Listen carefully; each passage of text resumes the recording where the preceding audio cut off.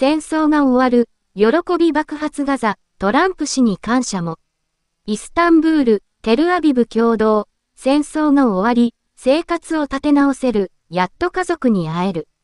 の和平計画の第一段階で合意したとの発表を受け、ガザ住民やイスラエルの人質家族は9日、一斉に喜びを爆発させた。2年にわたる戦闘の終結とイスラム組織が拘束する人質の解放が現実になりに感謝する声も聞かれた。中東メディアによると、合意の一報が流れると、ガザ住民は街頭に繰り出し、音楽に合わせて手拍子するなどして祝った。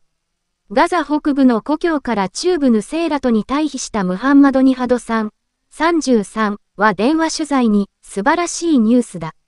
これで怯えることなく眠れ、生活ができるようになると語った。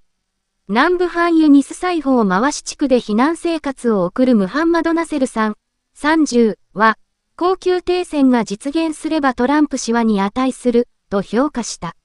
だが合意を破棄する可能性がある。過度に楽観できないと警戒した。